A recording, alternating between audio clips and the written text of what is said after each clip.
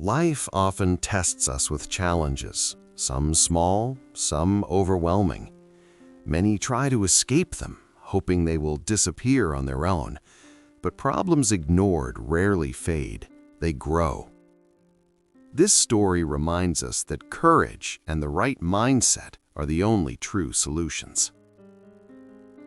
Beyond rolling emerald hills stood a dense forest where sunlight barely touched the ground. Hidden deep within its shadows was a wide stone cavern. This cave belonged to Nilo, a gentle mountain hare known for his kindness. Whenever animals were hurt, lost, or hungry, Nilo was the first to help. Because of his good heart, the forest trusted him completely. One morning, Nilo set out in search of food. Day after day, he survived on dry leaves, and boredom had dulled his spirit. Today, he hoped for something rare, perhaps a sweet root or even a golden turnip, his favorite treat. Luck smiled on him. Near a mossy slope, he spotted one. Overjoyed, Nilo carefully lifted the turnip. Instead of eating it there, he decided to enjoy it safely inside his cave. His steps were light with happiness, but his mind wandered. He failed to notice the slippery stones near the riverbank. Suddenly, his foot slid. The current roared beneath him.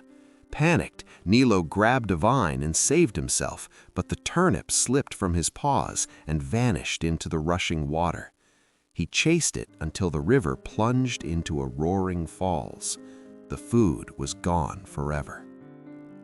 Heartbroken and tired, Nilo returned home empty-handed. But as he neared the cave entrance, a strange chill ran through him. His ears stiffened. Fear wrapped around his chest. With a trembling voice, he called out, "Who is inside my home?" Silence answered. Then something far worse. A deep, echoing voice thundered from inside the cave. "I am the destroyer of giants. I shatter horns and crush bones to dust." Nilo's legs weakened. His mind raced. How could someone so small face such terror? He backed away, shaking. Just then, Rokon, a proud forest hound, trotted past. Desperate, Nilo begged for help. Rokon puffed his chest. "Fear not, I rule this forest path."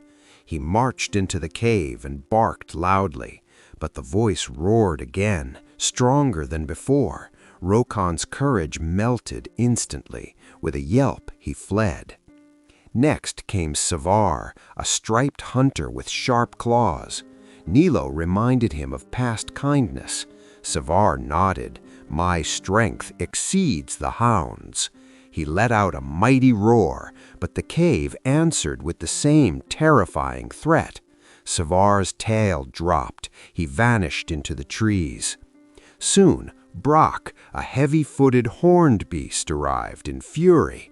"Who dares mock my kind?" he shouted. The voice replied coldly, "You will fall like the others." Brock trembled and ran. Finally, Moru, the towering giant of the forest, stepped forward. The ground shook with each step. Surely nothing could scare him. But when the voice echoed once more, Moru's eyes widened in terror. He turned and ran faster than anyone had ever seen him run. Hope drained from Nilo's heart. If even Moru fled, what chance remained? At that moment, a tiny green figure hopped closer. It was Tiku, a small marsh frog. "I can help," Tiku said calmly. Nilo stared in disbelief. "Everyone else failed," he whispered. "You might get hurt." Tiku smiled. "Fear grows when no one faces it." Hidden in the trees, all the animals returned silently, watching. None believed the frog could succeed. Tiku hopped toward the cave entrance. The forest fell silent. The watchers held their breath. In a clear, steady voice, Tiku called, "Who hides inside?" The booming threat echoed again, but this time it sounded uncertain. Tiku moved closer. "If you are so powerful, come out and face me." Inside the cave, the creature trembled, the shadows stretched, and the echo magnified every sound. Believing a giant stood before it, the creature crawled forward in fear. Slowly, it emerged.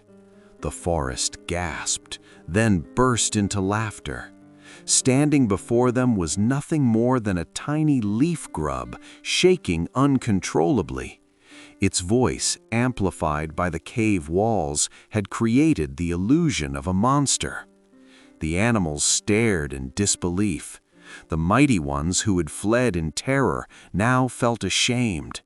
Nilo stepped forward, relief washing over him. Fear had fooled them all. Tiku turned to the crowd. "The danger was never real," he said gently. "Fear made it powerful." Nilo nodded. He understood now. If he had faced the problem earlier, it would never have grown so large in his mind. This story leaves us with 3 lessons.